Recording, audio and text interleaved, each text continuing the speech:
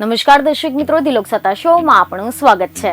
થોડા દિવસો અગાઉ ઇલેક્શન કમિશને સ્પષ્ટ અને કડક શબ્દોમાં એવું જણાવ્યું હતું કે ચૂંટણી પ્રચારમાં કોઈ પણ રીતે બાળકોનો ઉપયોગ નહીં કરવો, પરંતુ મહારાષ્ટ્રમાં તો એકનાથ શિંદે જૂથના શિવસેનાના ધારાસભ્યએ બાળકોને એવી સલાહ આપી છે કે તેની ટીકા જ કરી શકાય, કારણ કે ધારાસભ્યએ અહીંયા બાળકોને કંઈક એવું કહી દીધું છે કે જેના કારણે વિવાદ છેડાઈ ગયો છે।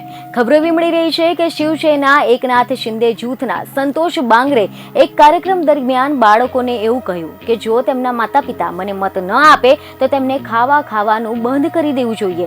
શિવસેનાના ધારાસભ્યના આવા નિવેદનથી વિવાદ ઉભો થઈ ગયો છે, તેમજ વિરોધ પક્ષોએ શિવસેનાના ધારાસભ્ય સામે કાર્યવાહીની પણ માંગ કરી છે। આ વિશે જો આપણે ડિટેલમાં વાત કરીએ તો મીડિયા અહેવાલ અનુસાર એવી જાણકારી મળી રહી છે કે મહારાષ્ટ્રની કલામનુરી વિધાનસભાના ધારાસભ્ય સંતોષ બાંગરે તાજેતરમાં જ હિંગોલી જિલ્લામાં જિલ્લા પરિષદ શાળાની મુલાકાત લીધી હતી, જ્યાં ધારાસભ્યએ બાળકોને એવું કહ્યું કે જો તમારા માતા પિતા મને આગામી ચૂંટણીમાં વોટ નહીં આપે તો 2 દિવસ સુધી ભોજન ન કરતા। જો તમારા માતા પિતા પૂછે કે તમે ભોજન કેમ નથી કરતા તો તેમને કહેજો કે સંતોષ બાંગરેને મત આપો તો જ અમે ભોજન કરીશું।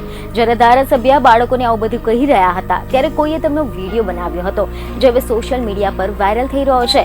જો કે સંતોષ બાંગરનું આ નિવેદન એવા સમયે આવ્યું છે કે જ્યારે હાલમાં જ ચૂંટણી પંચે બાળકોને ચૂંટણી સંબંધિત પ્રવૃત્તિઓમાં સામેલ કરવાના વિરુદ્ધમાં માર્ગદર્શિકા જાહેર કરી છે। આ બાળમજૂરી અધિનિયમ 1986 ની વિરુદ્ધ છે, તો ખબરો એવી મળી રહી છે કે આ અંગે કોંગ્રેસ અને શરદ પવારની એનસીપીએ સંતોષ બાંગર વિરુદ્ધ કાર્યવાહીની માંગ કરી છે।